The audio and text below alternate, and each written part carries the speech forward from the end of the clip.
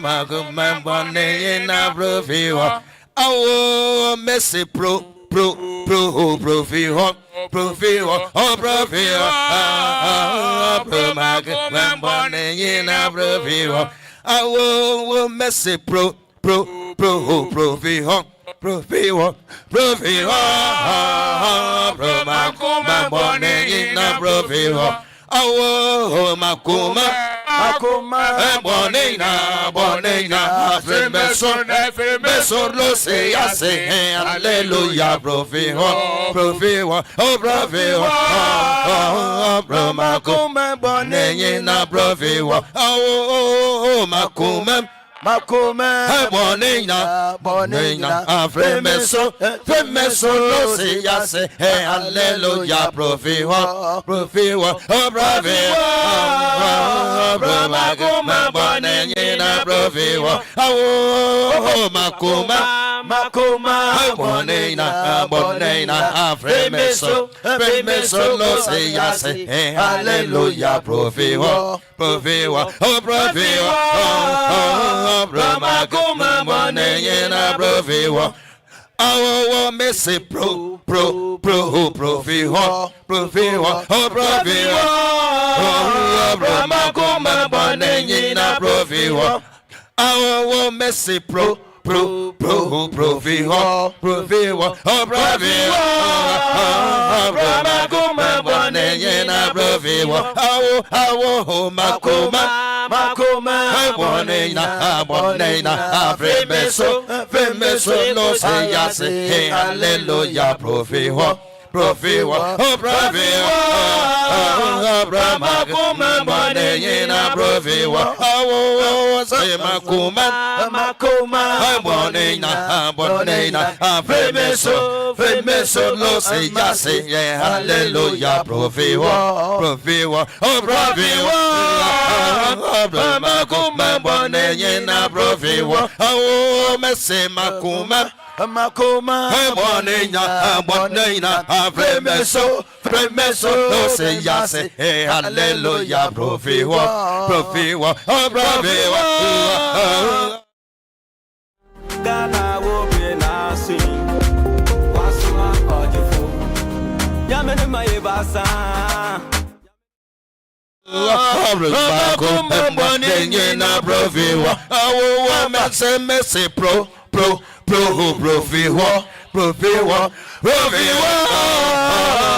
Makuma bonina, profiwa. Oh, makuma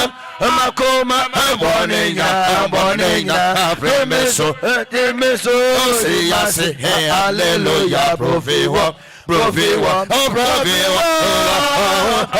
makuma bonina, profiwa. Oh, se makuma bonina, fremeson, se hace, aleluya, profiwa, oh, profiwa, makuma bonina, profiwa. Oh, mercy makuma bonina, fremeson, lo se hace, aleluya, profiwa, oh, profiwa, makuma bonina, profiwa. Oh, mercy makuma bonina, fremeson, lo se hace, aleluya, profiwa, profiwa, makuma bonina, profiwa. Oh, mercy makuma bonina, fremeson, se hace, aleluya, profiwa,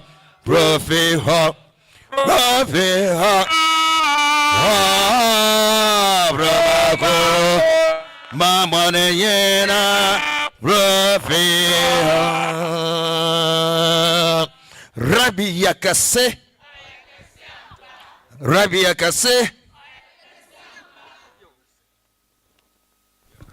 Yo, the memory.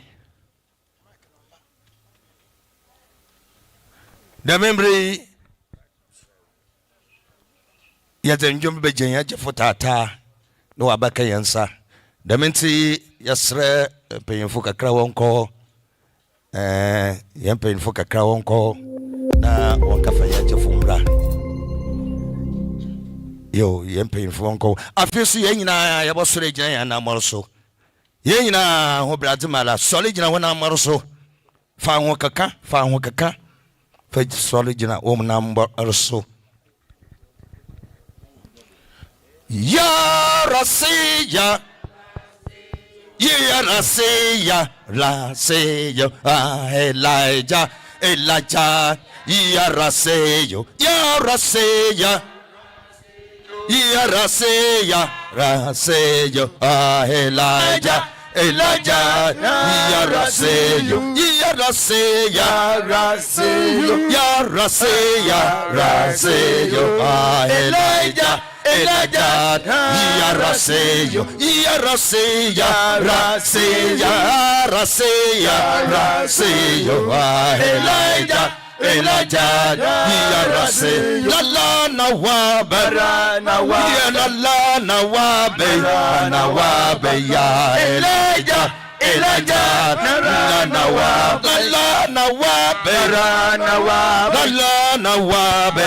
nawabe, ya Elijah. Ya Rasiya. Ya Rasiya. Elijah. Ya Rasiya. Ya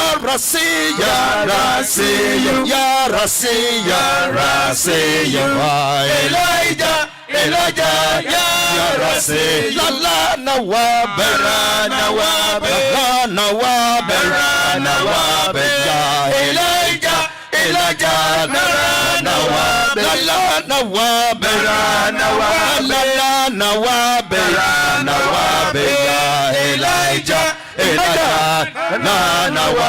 Ya Rasiya.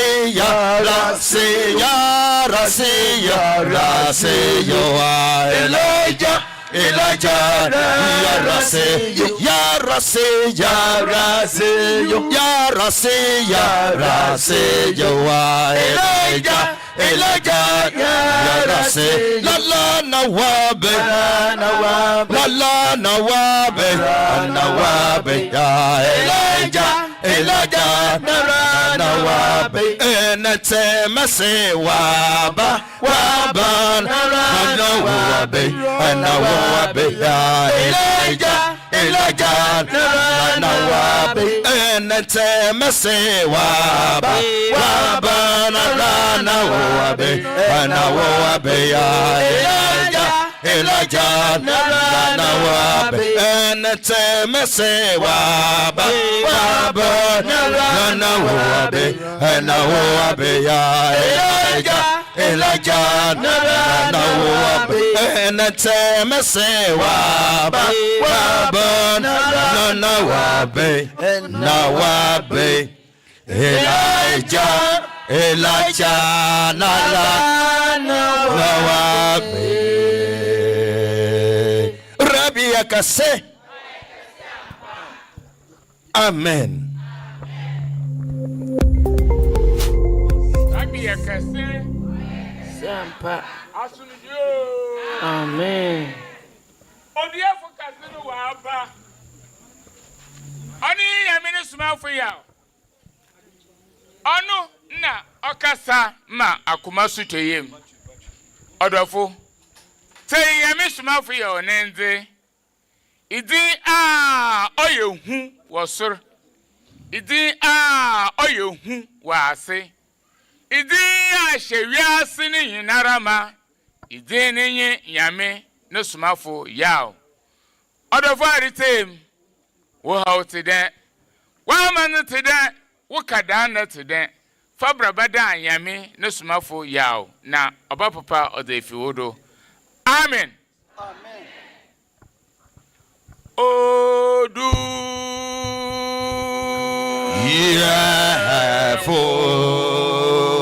Fokasi Ewabat Ano Nehoya Menesma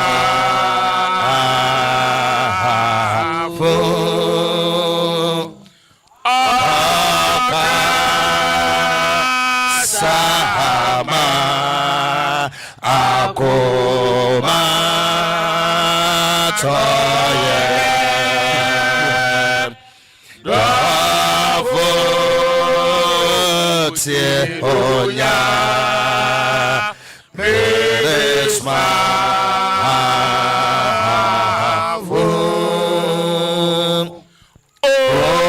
Odu Yafo Kese Waba Ono Onya Meresma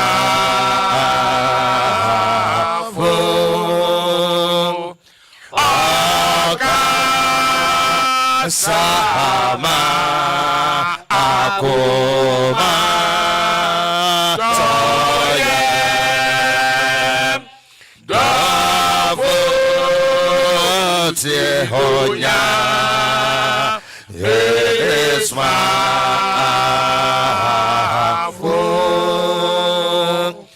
Debia Aye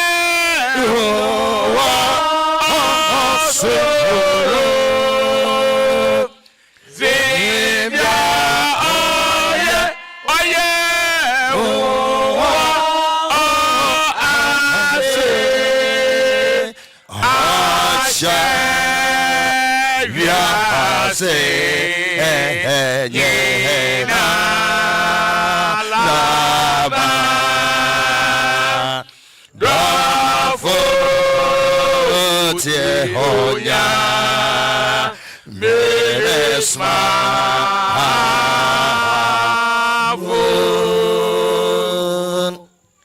Akana Quenti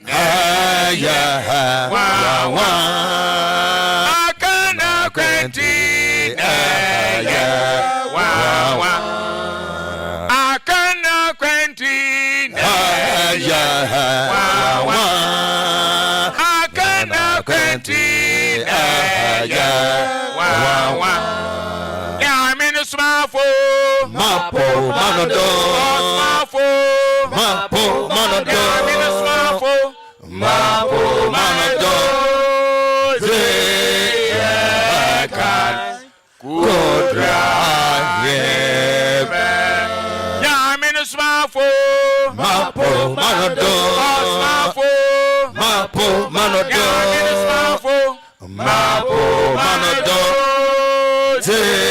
Zekan Kodra Yeme Nyame ne Somafo Mapo Manodo Somafo Mapo Manodo Nyame ne Somafo Mapo Manodo Zekan Kodra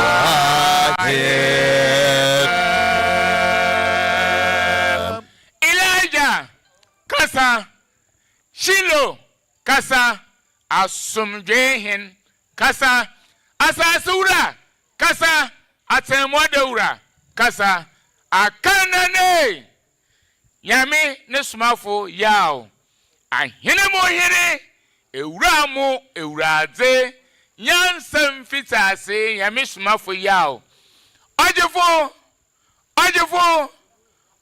Kronkron Papa Kasa na womma ya so na yeritew Kaso okunini kaso osabari me kaso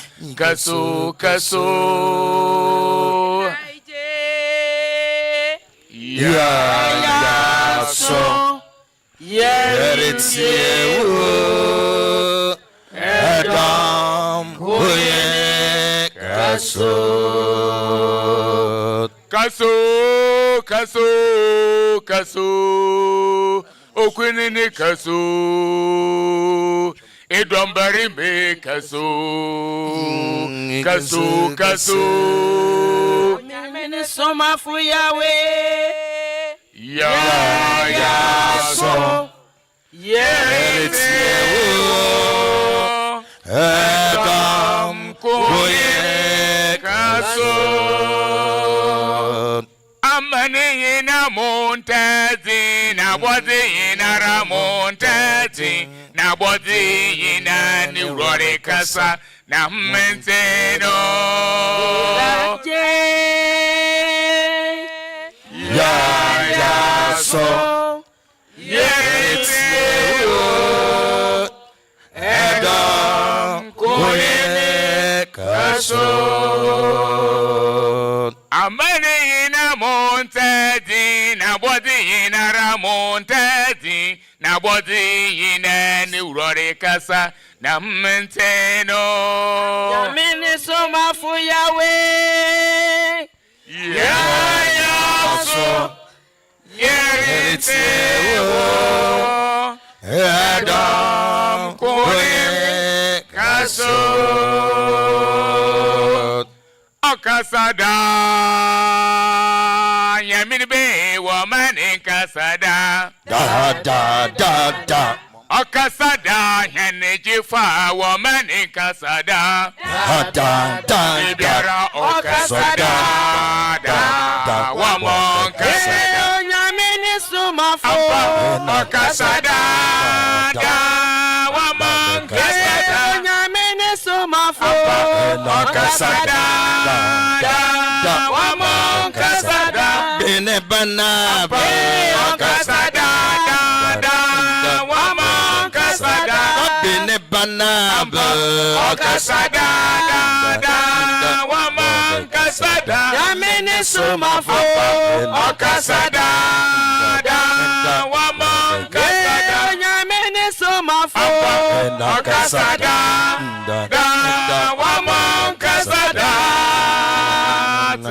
okasada yamini be woman in kasada da okasada henejifa woman in kasada biara okasada da woman kasada Nyame Somafo okasada da woman kasada Nyame Somafo okasada da woman kasada bene bana okasada da woman kasada bene bana okasada da woman kasada Nyame Somafo okasada da woman kasada Nyame Somafo okasada da woman kasada Elijah wa be okasada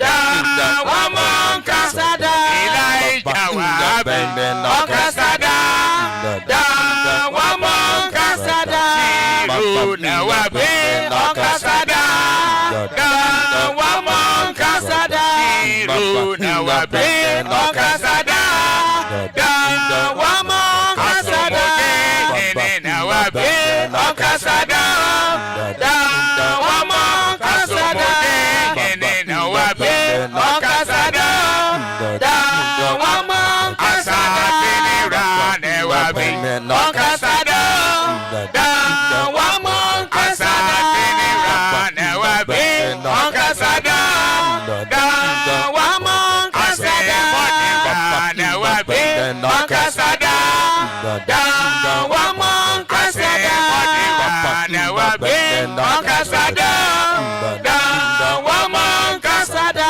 Adini hena be okasada da woman kasada Adini hena be okasada da woman kasada da be okasada da woman kasada da be okasada da woman kasada kasada okasada da woman kasada kasada okasada da woman kasada Elijah na wabi okasada da woman kasada Elijah na wabi okasada da woman kasada Kiruna wabi okasada da woman kasada Kiruna wabi okasada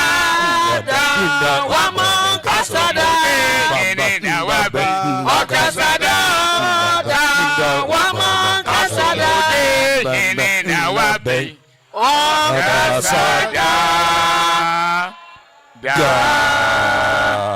wama kasada. Rabbi Yakase. Ekasiampa. Asumdue. Amen.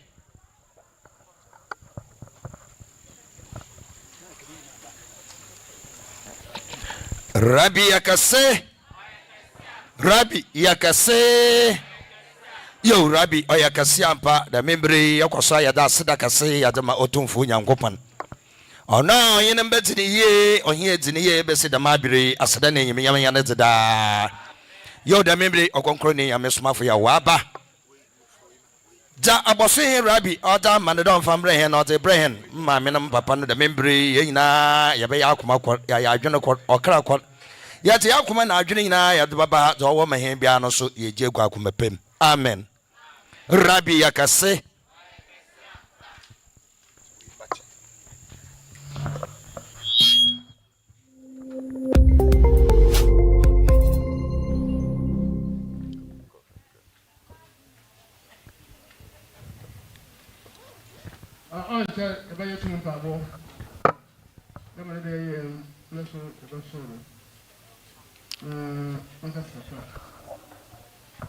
Papa nous dit que la paix du Seigneur soit avec nous. Il dit sans plus tarder, nous allons faire la prière du pouvoir. Mais d'abord, il va parler un peu. Ɔkrɔnkrɔnyi Nyame Somafo ɔsɛ enche obeyetumi pa ebona mayense no ye nenra no naso obekyerɛkyerɛ nsɛm mu kakra nsa.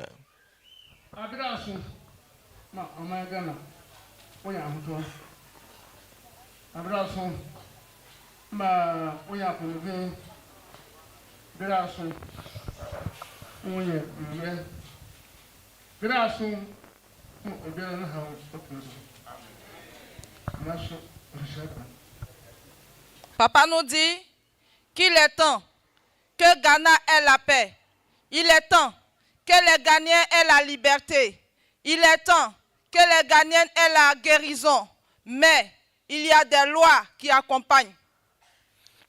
Ɔkrɔnkrɔnyi Nyame Somafo ɔsɛ embraso sɛ nipa na sɛ yɛn yɛ ti ɔman mu yɛ ho ɛntɔ yɛn embraso sɛ yɛnya yɛ kunimdie embraso sɛ Yahu etoye wo man mu yenya ya yaresa no se ni nyina mu no nhihye e wo ho anan nhihye da ho ansa Bere asu mo oman na kasa zo ho Ghana man o yere papa oman na yere papa Bere asu o ya yaresa Bere asu mo oman no mo dimedi o yeye na nhihye da Papa nous dit qu'il est temps que le Ghana guérisse. Il nous dit que le pays Ghana est très souffrant. Qu'il est temps que le Ghana guérisse. Il est temps que le Ghana prenne sa richesse. Il est temps que les Ghanéens réussissent. Mais il y a des règles qui accompagnent. Ɔkrɔnkrɔnyi Nyame Somafo ɔsɛ oman Ghana nankasa eyare So yankopon a wasu mutum kafe abo oman mu da abada na oman yi da wa yi na wasan bai Ɔdene dama chinje nkote Ɔbɛyɛ dama wewu wa kojenimu Nyame Somafo yaw Ifa so pi ɔdaba Nasam abete wiase Ne wasam ando bieka Awo jinfu yaw Ifa so pi ɔdaba Nasam abete wiase Ne wasam ando bieka Cycle east, west, south and north. Epoya, etifin akoya na nafo. Obia renyi. Papa nous dit que au temps où l'Éternel a envoyé ses messagers au niveau d'Israël, l'Israël a été libre, que ça soit richessement et aussi la liberté spirituelle. Et il nous dit aussi, lorsque l'Éternel a envoyé son prophète Mohamed au niveau de l'Arabie Saoudite qui est la Mecque, ceux de là-bas ont cru à l'envoyé de l'Éternel. Alors regardons comme la Mecque est aujourd'hui. La Mecque est dans la prospérité. Et il nous dit qu'actuellement, au niveau de Ghana, l'Éternel a envoyé son messager. Alors, si les Ghanéens auront la liberté et les Ghanéens seront dans le bonheur, il faudrait qu'ils acceptent l'envoyé de Dieu qui est le messager Somafo Yawoh. Et vous allez recevoir ce que vous voulez. Et c'est ce qu'il nous dit en tant que règle. Ɔkrɔnkrɔnyi Nyame Somafo Sembra abosoye ni Nyankopɔn suma Yesu kɔ Israel no Israel man agini diye enti enomo wa hutɔ mu saa nso na osuma komhyɛni Muhammad Nyame hyira na asomdwenka no ɛkɔ Mecca ɔno nso Arabia fo no gini diye enti na ɔmo atɔ mu enti ɔse saa bre abosoye ni Nyankopɔn asuma ne sumani no aba ɔman Ghana mu enti emra so so ɔman Ghana yenso yengini di ne yenya ya hutɔ. Ana hu yi mo hwe. Da mo pa ni hu yi mo hu yi sana baye efi edenem azebe asabuti no so ro memu danto oboye hu ho atwo do na obesudo won tun ye ayi wo aduma awon asafun wo yi de mi mazin mama nsusu wo ni bi mo ho ba ke be na ma ja tun odetum na so onye. Papa continue de nous parler et il dit, on ne savait pas, on était des ignorants. Il nous dit que ça fait plus de 40 ans qu'au niveau de Ghana, il y a nos pasteurs qui sont là. Et tout ce que nous adorons d'autres. Malgré tout cela, nous n'avons pas la paix. Nous sommes toujours dans la souffrance. Mais qu'il est temps que nous puissions croire à l'envoyé de Dieu qui est le messager de Dieu afin que nous soyons libérés. Car durant tout ce temps, on a cru à ce pasteur, ils n'ont pas pu faire quelque chose. Ils ne pourront pas aussi faire quelque chose car ce n'est pas leur travail. Ɔkrɔnkrɔnyi Nyame Somafo ɔsɛ de wo kyerɛ yi ni ho nimdeɛ ɔsɛ mfie bebree ebetwam kɔ bɛyɛ 40 years ago ɛna asɔfo bebree ɛsɔre wɔ ɔman mu sanka ɔmo bɛyɛ ama yɛn ho atɔ yɛn ɛwɔ ɔman no mu nanso ɔmo ayɛ ankosi baabia ɔsɛ ne nyinaa ne mu no ɛnyɛ ɔmo adwuma ɔmo entumi nyɛ enti na ɔmo ayɛ ankosi hwee no Ɔkrɔnkrɔnyi Nyame Somafo ɔsɛ no ɔkyerɛ sɛ asɔfo yɛ pagya ɔmo de ɔmo ayɛ ne nyinaa no ankosi baabia ne nyinaa ne sɛ de ɔmo ɛyɛ ne nyinaa ne nyɛ ɔmo adwuma ɔmo ntumi nyɛ Nyame anim ho hwee. Imezia woni na amletoni. Ana obira yimre asunsufi no wona yere mbayimba. Na amba nke be yimofi. Doctor hu enyim. Asɔfo enyim. Mara hu ensufu na konfo. Na obira enyim. Tse yi fa yere a. Wo wa de na gotu wa sa yere ba. Na ko to ahata. Ko ka se nipa sunsu yere wo ka se yere ba. Oya asuso. Doctor ko yi de be yi fa. Ahata na wo hon akopon ko e de won fa sa mo yere ba. Ojo na ma te tudo. Na osa hon ma yere ba ko on se sunsu no. Ena man so abayo man de esunsu bi wa po man. Sunsu wa po man. Oya wo san pa. Gana ha. Ben to be 90% wo ina sunsu no ha ho. Nse wo si pro ya wo ya. Ahata bi yin ya si o mo tuma ye. Da me mu zi ni wo yin. O me ko tira wo so ya na ayaya ka problem ba. Son éminence Somafo Yawoh continue de nous parler. Il nous dit, pourquoi il nous dit que nous sommes des ignorants? S'il ne venait pas, l'on n'allait pas savoir ceci. Il dit qu'au niveau de Ghana, les gens pensent que la maladie dont nous vivons, c'est naturel. Il nous dit que toutes ces maladies sont spirituelles. Alors les feuilles, c'est vrai, ça guérit la maladie. Mais les feuilles que nous utilisons à 30%, la guérison, c'est ceux qui sont malades simplement que ça peut guérir.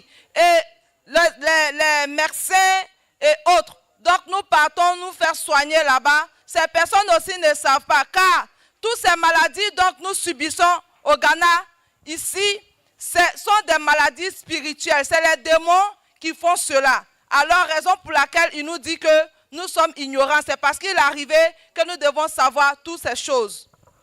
Ɔkrɔnkrɔnyi Nyame Somafo nkyerɛkyerɛ ɔde ma yɛn a ɔkyerɛ nsɛ asɔfo yɛ pagya ɔmo mu fie bebree twa mu kɔ nanso ɔmo ntumi anyɛ ho hwee ɛmfa ma yɛn no ɔkyerɛ mu sɛ yɛn members na sɛ yɛn timafufoɔ no yɛne ho nimdeɛ saa na asɔfo no so ɛne ho nimdeɛ na ɔse saa nimdeɛ a ɔka ho sem say ye ni bi ya o kire yi Ɔkrɔnkrɔnyi Nyame Somafo say nimdeɛ no no da na di edi amaye no osi na ye nim say sunsumfin ena di yare emaye ohawa egu ye so no na sunsumfin ena di maye ye ni saa nimdeɛ no enti se sɔfo sɔre a osi osa timamfo yare saa na malam si osa yare saa na edinsifo nso si omu san yare Ɔkrɔnkrɔnyi Nyame Somafo so mu sɔre anom de omahoɔden egu ahaban so so omu de san yare Ɔkrɔnkrɔnyi Nyame Somafo se nimdeɛ wei ene ye ni ena o kire ye mu osi o kire ye nimdeɛ yi ne ehu osi sunsumfi ena di yare ni ohaw no ebre ye na ahaban aboso ni Nyankopɔn boye no osi na hoɔden agina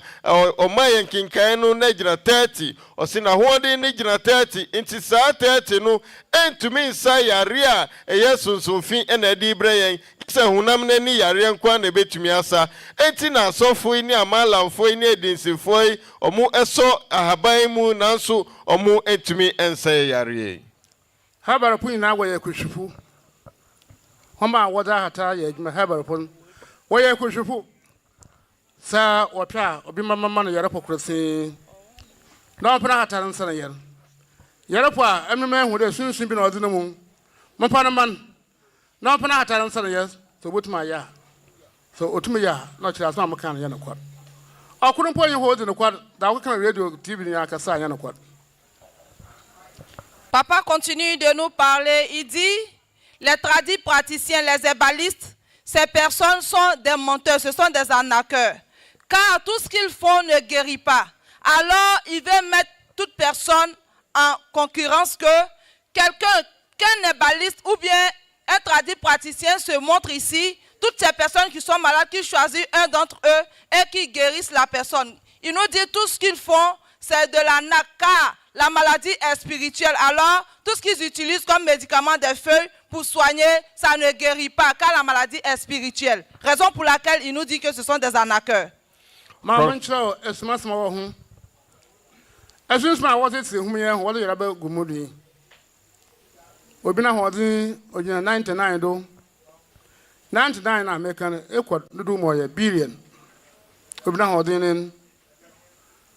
Obijina 70 obijina 90 ahata na 30 ndwara bisa hu da 30 botuma akasa 90 na yere man ye bisa hu mama prado waduna banen ahata na wadin ye 30 na sunsun wadin mu so na wadin ye 70 ndi bisa hu da 30 botum wa akasa 30 70 yere man ye. Son éminence Osman Fillon continue de nous révéler. Il nous dit que les esprits, les démons qui nous fatiguent, qui nous donnent la maladie, le pourcentage de leur pouvoir est jusqu'à 99 degrés et à 70 degrés. Or, les feuilles, donc on utilise pour guérir ces maladies, ces feuilles, le pouvoir des feuilles tient jusqu'à 30%. Donc, il te pose la question, est-ce que 30% peut guérir 99% ou 70%?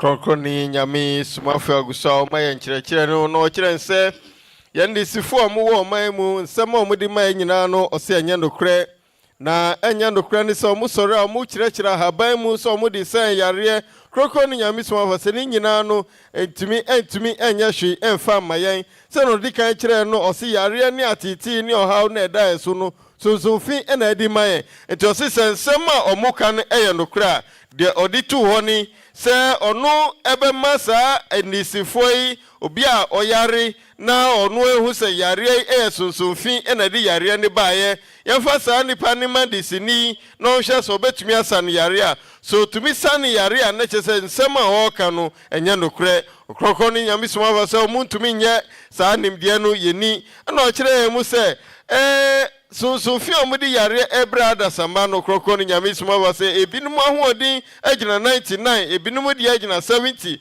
na mmom ɔkyerɛ sɛ 99 yi ɛyɛ nipa yɛ nti ase nti na ɔbɔ no saa na so ɔde kɔdodoɔ mu a ɔse ɛwɔ trillions ɛkɔ ɛwɔ billions ɛkɔ Ɔkrɔnkrɔnyi Nyame Somafo sɛ saa sunsumfin ahoɔden yɛ 99 ni 70 nanso ahaban na yɛde sa yare no na ahoɔden gina 30 sɛ na ɔde kan kyerɛ yɛ no tie hyɛ sɛ so obi yare a na susufia odi yare yi ba ye gina 70 ahaban so ho odi gina 30 ye hwa ahaban na ho odi betumi asasa nipa yare ana Ɔkrɔnkrɔnyi Nyame Somafo sɛ nimdie na odi man opese ye fa ya adwen embra de odi kire ye no so no ira oye dwuma mreba ye maye mo ma na ehu asofo a wo mre munya wo ye kuhwefo heber po ye kuhwefo oro wo nyina wo jada wo ye na nyimpa nya adwen papa no na ode bo no bra.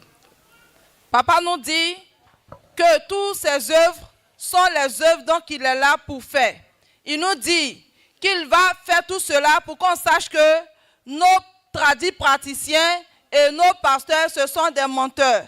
Et il nous dit que ces personnes ne pourront rien faire. Alors il est là pour faire l'œuvre et accomplir ce qu'il est venu faire. C'est son œuvre, alors il le fera pour que nous ayons la paix. Et l'on doit savoir que je dois venir adorer l'Éternel, je dois venir servir Dieu et quitter dans cette vie pour avoir la paix. Revelation 22. Revelation 22. Or can hata ho asem yo ho. Eyi na haba fun we de chira wo de bia wo de be jere do wo kan. Oye na kwat. O Bible no mu. Na na time atwom no de chon ye adwuma bi. Ono wonyim. Revelation chapter 22 verse number 2. Verse number 1 going. Osina ochere me kwansu esuti no krona na yitu de ahwehwe a ofi Yankopon nye egwamba no na hingwa no mu. Owo na bonten finfin esuti na fa ha na ha na nkondua no wa osu duaba horo duabien na osu aba bosum nyina na dua no na haba no wozesa amanaman. Oye mo nyanyin. Habara fu nyanyin wo gina do. Habara fu awo o mem yana eyi no wo gina do. Ozo dua no won yede. Ozo dua hata won yede. Won pan so won ho yaraba. Oye mienko Malakai 4:2. Asna bi nya wo Bible na wara pato hwe do ye adwuma nde. Malachi chapter 4 verse number 2. Na huma ahumsiro mizin neze nze yetene ne ewiaze oyaresa wode ntabanim bopoi amahum.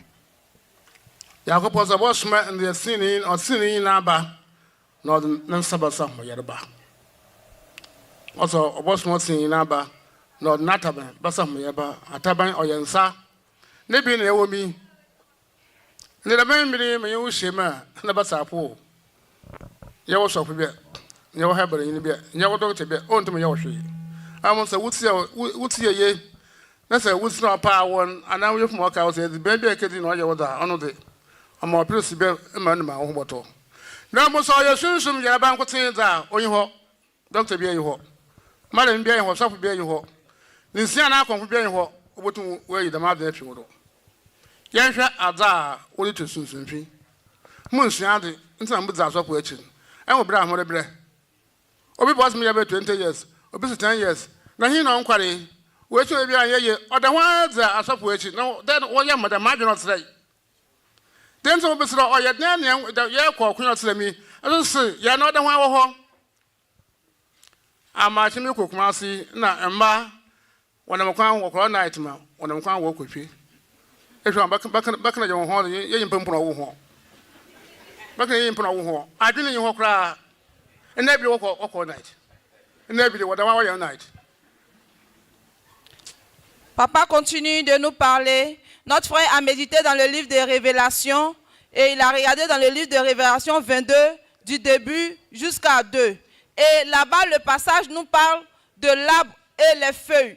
Et c'est avec les feuilles qu'on guérit. Alors papa nous dit, ces tradis praticiens, ces marabouts, ces charlatans et autres, c'est avec cette parole, ce passage biblique qui se défendent pour dire que la Bible dit de guérir avec les feuilles. Il dit de nos temps, ça ne fonctionne plus. Ils ont regardé aussi dans le livre de Malachie 4. Et là-bas, l'Éternel nous dit que dans les derniers temps, il enverra son messager. Et celui-là guérira avec ses ailes. Il nous dit les ailes, il nous parle de la main. Alors, il est venu. C'est avec sa main qu'il guérit. Il nous dit qu'il y a des personnes ce matin, il y a certaines femmes, lorsqu'on voyageait, on partait à Koumansi, elles étaient en train de venir, elles sont quittées, elles sont parties faire veiller des prières, elles sont en train de venir. Quand il nous regarde, il a mal, car il ne peut pas comprendre. Durant tout ce temps, on suit nos pasteurs, on prie, on va dans les veillées de prière et rien ne change. Mais malgré tout cela, on continue de suivre, qu'il est temps qu'on se réveille et qu'on cherche Dieu. Lorsqu'il t'imposera la main, tu guériras. Ɔkrɔnkrɔnyi Nyame Somafo aguso ɔde nkyerɛkyerɛ ne man no se dwumadi a ɔka yɛ ne nyinaa no ɛwɔ man no mu no ɛyɛ ɔno ana adwuma ɔno na ɔba bɛyɛ ma yɛ ho atɔ yɛn na nyɛ sɔfo bi na ebetumi ayɛ ɛnyɛ malam bi anaasɛ doctor bi anaasɛ dinsini bi anaa kɔnfo bi ɛsinyɛ ɔmo na ɔmo betumi ayɛ bibia ɛde aboa yɛn na ɔkyerɛ sɛ sɛ na ɔmo egu ahaban so sɛ ɔmo de bɛsan yare no ɔmo hu saa nsɛm no ɛwɔ kyerɛwsɛm no mu enti na hebaafo ne asɔfo yi ni ɔmo bebre na gyina so ɛde ka kyerɛ nipa sɛ ɔmo betumi de asa ɔmo yare no ɔmo kinkanfo no kinkan sɛm no ma yɛn ɛwɔ Revelation chapter 22 ɛde ma yɛn ɛkyerɛ yɛn nti a hebaafo yi de ahaban nsɛm ɛde titi yɛ sɛ ɔmo betumi ɛde asa yare no ɔkinkan kyerɛ yɛn sɛ ɛkinkan sɛm no se Nyankopɔn ɛbɔ dua yi si hɔ na dua no da biada ɛso aba na ahaban no ɛna ɔsi ɔmo mfa nsa yareɛ ɔkrɔkrɔ no Nyame Somafo sɛ saa nsɛm yi ɛna dɔktafoɔ ne hebafoɔ ne nisifoɔ ne nyinaa gu so a ɔmo se ɔmo ɛde bɛsa yare ɔkrɔkrɔ no Nyame Somafo sɛ afei na ɔbɛkyerɛ yɛn deɛ tumi wɔ mu a ɛbɛtumi asan yareɛ nti ɔmo kinkanfo no kinkan sɛm no ɛwɔ Malakai ɛde maa yɛn ɛkyerɛ yɛn sɛ na ɛdi ɛkyerɛ no mu no abɔsɔn ne Nyankopɔn sɛ ɔbɛsoma obi aba na saa nipa no ɔbɛyɛ ɔtenenini na ɔba ɔde ne nsa ɛna ɛbɛsan yareɛ ɔsɛ ɔde ne tɔban na ɛbɛsan yareɛ ɔkrɔkrɔ no Nyame Somafo sɛ nipa na yɛka n'asɛm deɛ a na ne nsa ɛna ɔde bɛsan yareɛ enti ɛna yɛ gu so a yɛnum nhabanduro no yɛkɔ yɛkyi nyinaa so yɛn yareɛ no ɛngyaa yɛ no ɔkrɔkrɔ no Nyame Somafo yɛsua adeɛ ɔsisi yɛsua adeɛ a anka saa mmerɛ yɛgyae saa asɔfo yi ne hebaafo akyire di dadaada ɛfiri sɛ yareɛ no ebinom bɛba ne nkyɛn na ɔmo sɛ yareɛ no atena ɔmo so 20 years 15 years ɔkrɔkrɔ no Nyame Somafo sɛ obi a yareɛ atena ne so bɛyɛ 15 years no ɛhi ɛna nipa nankɔ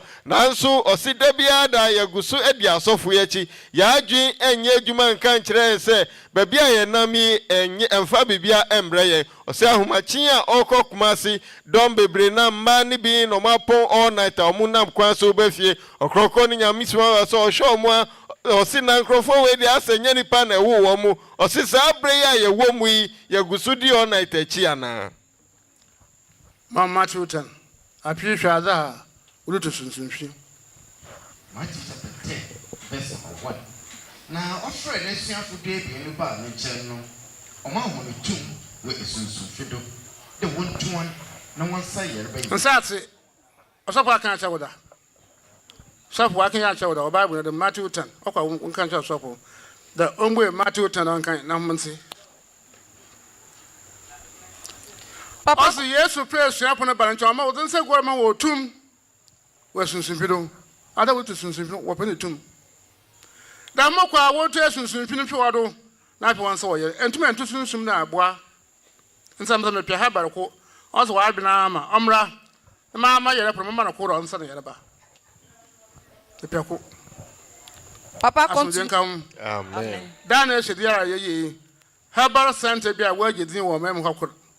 Mambite ndema maye ma ne wuro ba nkosi one medu na maso wo ba ba 20 ni na gura maadze mu ya bro nkware so begye tv da acho osin obiara anya na kwal mepe habara ko mepe sofo soko mepe nsia na kwampo na mara mko na romra na mama ne mpa ko no nsare yere ba otum san ya san na wa ya da papa Mabuna baro, Macra Muslim na Kenya TV. Aso Janka home. Oyaza wo oyi ho de ma do oyi ho kra wo imagine pido me pido me imagine pido kra da yara na we be yawas me kwa sopo me kwa madam ho me ku nsen kwa da bi wo imagine pido oyi ho also ma ho tum we sunsun pido na ka cha wo da mo kwa wo ntu sunsun na pe won se wo yara ba sunsun na o manyimpa na akoma ye ne ya se ntu sunsun papa Mami, be one woman of Boko. Yes, we need to crown sana. Yaba na a soon so could say, Yawa Yaba, or Yawanam Yaba.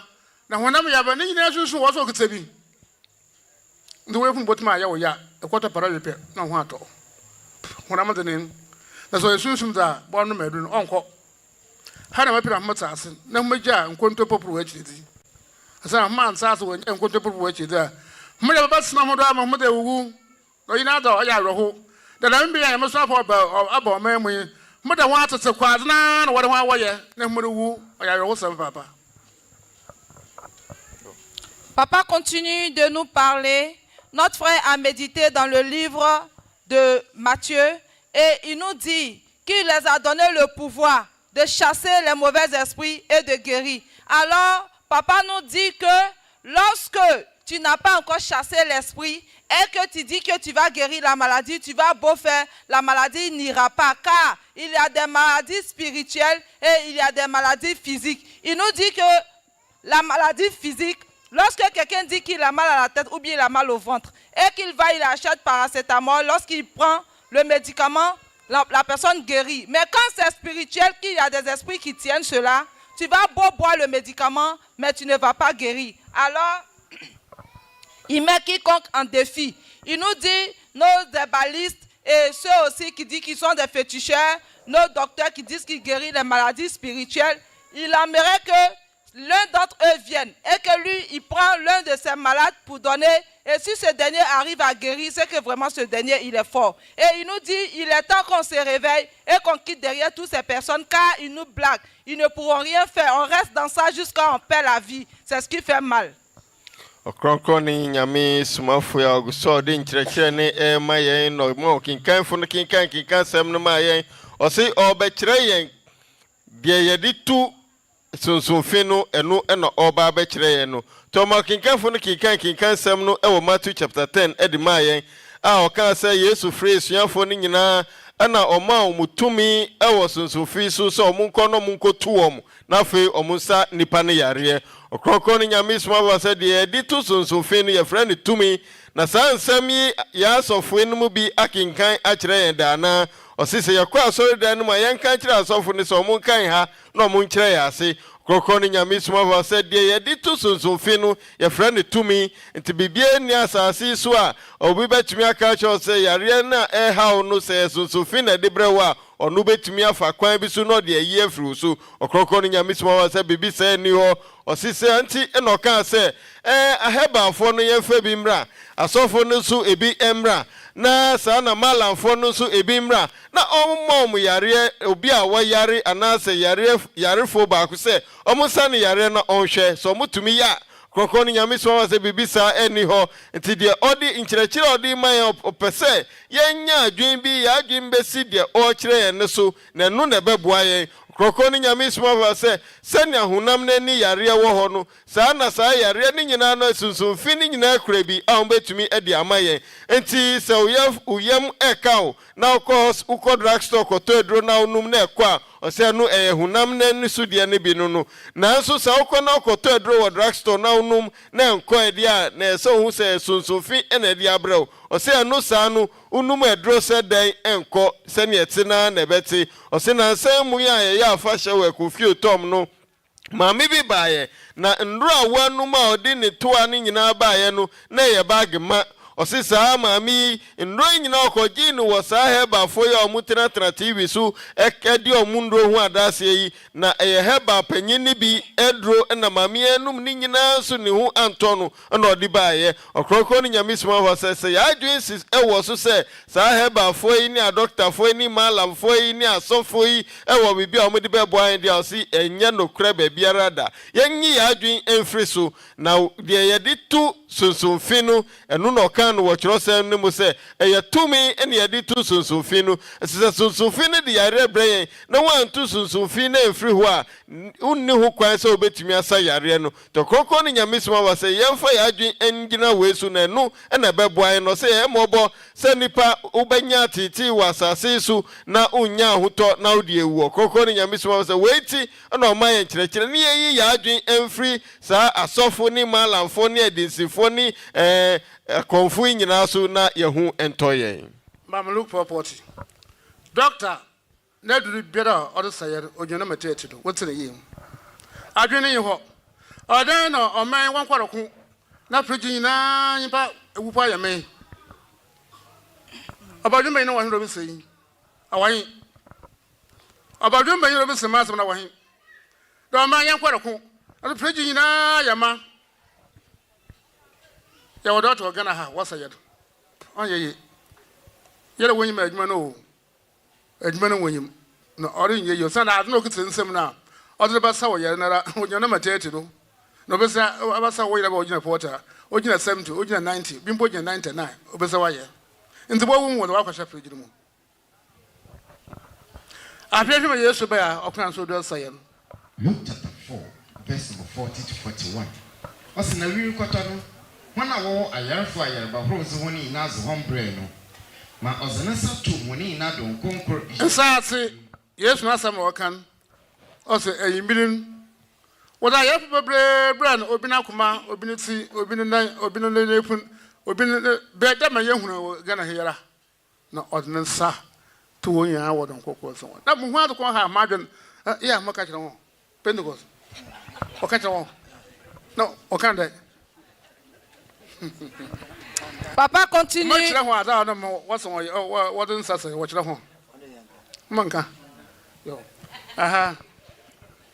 Papa continue de nous parler.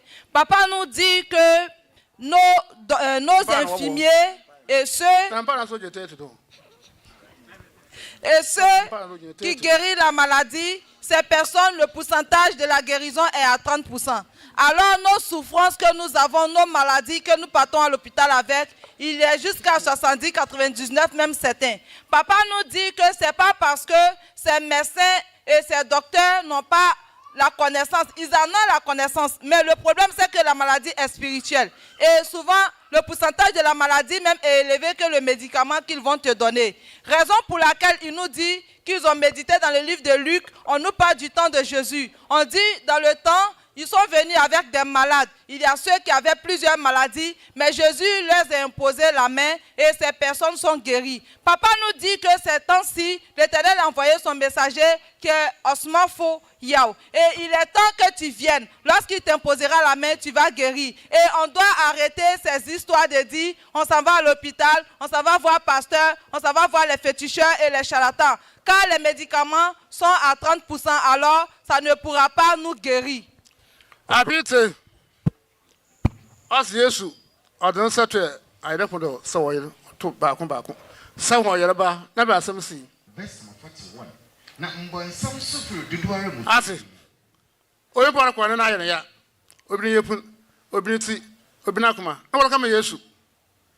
No, so I don't say to water on cocoa, and one some people do what pay.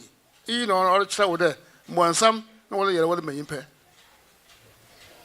Papa nous dit que lorsqu'on regarde dans les Écritures, le verset 40, lorsqu'on dit Jésus les a imposé la main qui les a guéris, les mauvais esprits sont sortis dans ces personnes. Alors papa nous dit que nos maladies que nous avons, certaines sont des maladies spirituelles. Tu vas voir quelqu'un en train de partir avec un mal de pied. Tu vas regarder, il y a le mauvais esprit qui suit. Quand c'est comme ça, on doit chasser le mauvais esprit pour que la personne puisse guérir. Mais si ce n'est pas ainsi, la maladie va persister jusqu'à aller tuer la personne. Raison pour laquelle on vous dit de venir pour que papa puisse vous imposer la main pour que vous recevez votre guérison. Ɔkrɔnkrɔnyi Nyame Somafo Yawoh so a ɔde nkyerɛkyerɛ ne ma yɛ no ɔse ɔma yɛhu kwan a yɛfa so a yɛde yareɛ sɛnea ɔyɛ no kwan a yɛde yɛ ɛno ɛna ɔkyerɛkyerɛ yɛn mu no nti ɔma ɔkenkanfo no kenkan sɛm no ɛma yɛn ɛwɔ Luke chapter 4 verse number 40 nansa na ɔbɛkenkan ma yɛn no Ɔkrɔnkrɔnyi Nyame Somafo sɛ sonsomfi a ɔmo de yareɛ ɛbrɛ yɛn yi ɔsi doctorfoɔ no nyɛ sɛ ɔmo nim adwuma no ɔmo nim adwuma no nanso deɛ ɔmo de betumi asan yare ekura ɔmo sɛ nnuro sɛ nneɛma ekuta ɔmo no nyinaa no na hoɔde no nyinaa gyina 30 sɛ na ɔde kan kyerɛ yɛn no sonsomfi so ɔmo de yare ɛbrɛ yɛn no ɔmo hoɔde gyina 70 ni 90 ebi mu kura 99 tɔkrɔkɔ no Nyame Somafo sɛ ɛbɛba ne sɛn na doctor nneɛma ekura no na hoɔde gyina 30 yi betumi asa sonsomfi ɔde yare abrɛ wɔ gyina 70 ni 90 ni 99 enti na ɔmo yɛ a enye yie no ɔsinya sɛ ɔmo dwuma no ɛna ɔmo nim anase dwuma na ɔmo yɛ no na ɔmo nim adwuma no pa nanso akodeɛ na ekura ɔmo no ɛno ɛna entumi nye adwuma no ɛsan sɛ sonsomfi no ahoɔden ɛwɔ soro kyɛn ɔmo kenkanfo no kenkan sɛm no ma yɛn wɔ Luke chapter 4 verse number 40 no ɛna ɔmo kyerɛ sɛ enyumre no mu no omudi ayarefo bebre ebre Yesu na Yesu de ne nsa toto wo muso maako sa om yare no se yenti nsam ne ye o yesi Yesu de ne nsa toto wo muso Ɔkrɔnkrɔnyi Nyame Somafo se eno no na ɔde ne nsa to wo muso ekire no de ne si ye kinkan fo no kinkan ye no ekire nsam mu nsam etu firi omumu Ɔkrɔnkrɔnyi Nyame Somafo se wei na ekire so si doma omudi omuba ye no bebre na omuba na ebise ne ti ebise ne na ebise ne yafo na so Yesu de ne nsa to wo muso se osam yare no sonsunfi esa to firi omumu esu wei ekire nse sonsunfi no ena de yare ebre nipa Eze ayam dem ka so yin po che na de na chine ye obohu ora motase amna matase ye ya sha za ko asafo marampo en sepra kwonpo ora wo hwe oman mu wo hwe oman bra yin pano ne mu aza wo de ye adwuma o ye madwuma on che kra ni na be hwe wonsa o ye sapo o ye manmo o ye nsin ara kwonpo ontum ye na adwuma ne do nza ye wo adwuma ne bi o na atwo. Papa continue de nous parler. Il nous dit, ce qu'il vient de nous expliquer, nous devons comprendre. Car même si tu attrapes un enfant de CP1 et que tu lui expliques bien, que tu poses la question à l'enfant, l'enfant te répondra et l'enfant comprendra mieux. Et il est en train de nous dire que nos pasteurs, nos féticheurs et aussi les marabouts doivent quitter dans ce pays. Lorsqu'il dit doivent quitter dans ce pays, cela ne veut pas dire que c'est les personnes qui doivent quitter, non. Mais les esprits et ce qu'ils prennent pour travailler, ça doit quitter dans ce pays. Il dit c'est son œuvre, qu'il est venu pour faire cela. Quand il va chasser tout cela, ils vont perdre. Qu'est-ce qu'ils feront? Ɔkrɔnkrɔnyi Nyame Somafo se kyerɛkyerɛ odi mayen ogiri se ye tiase frisese na kyerɛkyerɛ ne kɔ no we di abofrakra ne ye kyerɛ ne niam asese ya obenya ntiase enti osi we nyina o maye hu se saa dwumadie ni nyina eyono ana dwuma nti osi enchekra ye be hu se asofo ne malamfo ne dinsifo ne akonfo omu wo man mu a omudi omu dwumadie edada sama no so omu nyina omu dwuma be kofom na nyese ose omu nyina be firi oman no mu na kasa omu be firi oman no mu a enya nipa mu no ne be firi oman no mu na emom tumi na omudi ye adwuma no ni nyina na be kofom ni nyina be brase na se tumi na from nsa afeden no mbetumi aye Ɔkrɔnkrɔnyi Nyame Somafo se ban sa na omu nyina efiri oman no mu Ɔkrɔnkrɔnyi Nyame Somafo se tumi no no betu efiri ho na sa asofo ni malamfo ne edinsifo yi omu tumi na konti ye be so omu adwumade ni nyina akofom Asomdwen kam. Amen.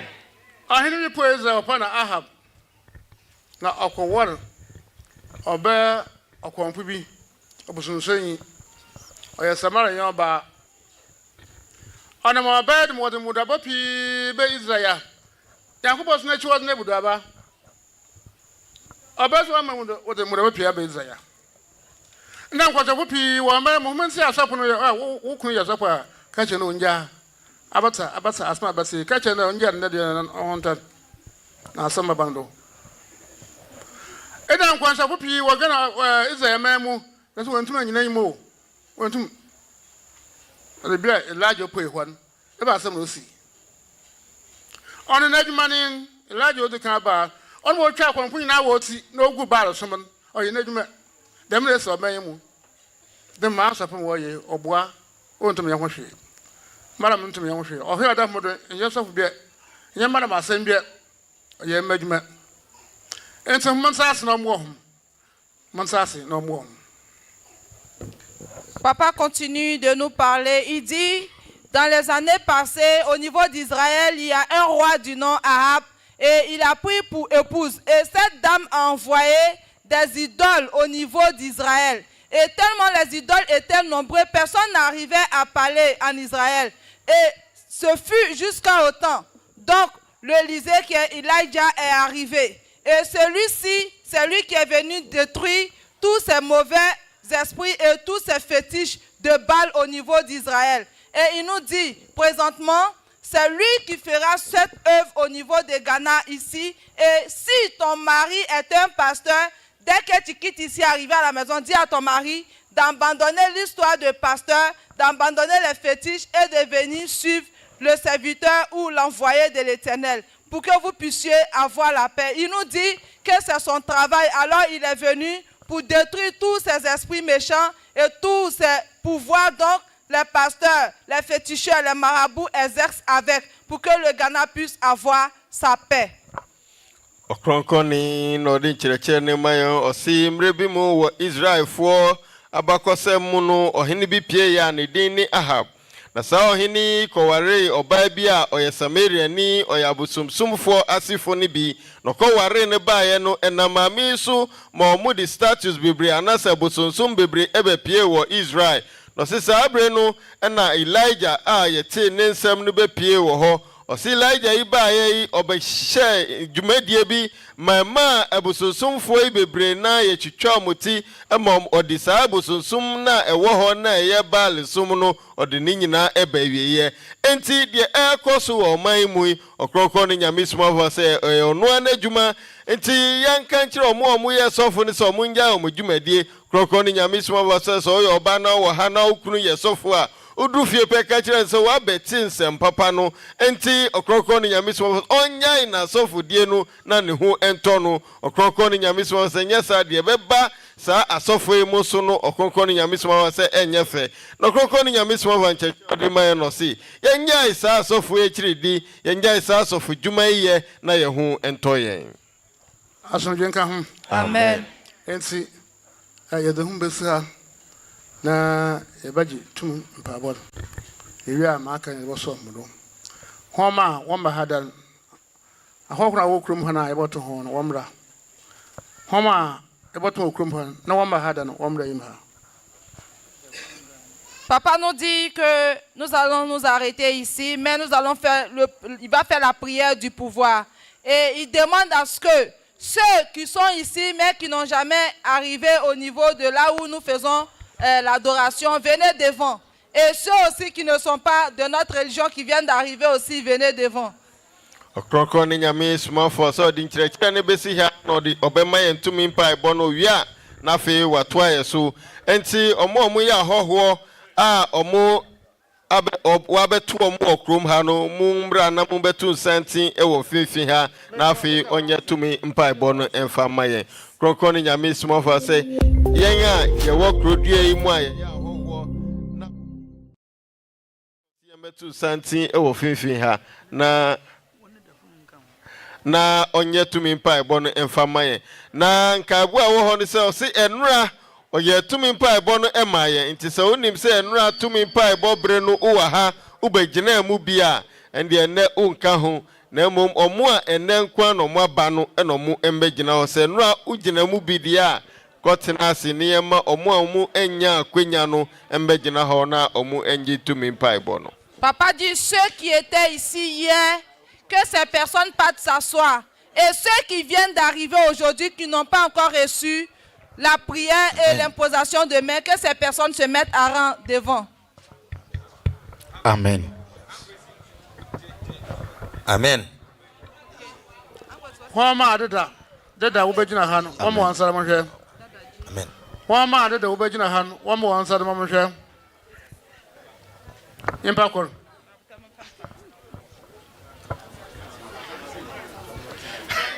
Kachira ho. Ɔse wɔn a ndeda wɔbɛgyina ha no wɔn a ndeda wɔbɛgyina tumi mpaebɔ no wɔn mpagya wɔn nsa. Twi. Come on.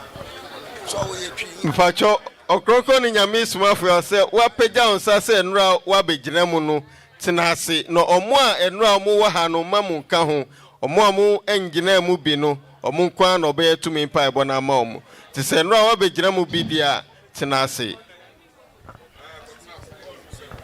ɛnora sɛ woba ha bi a ɛnɛ ɛmɛ mɛgyina ha ɔtena ase. Mepa mocha ɔse sɛ ɛnra wogyina ha bi a woba bɛgyina ha no bi a ama ne de nsa to wo so a mesrɛw emegyina ha ɛnɛ deɛ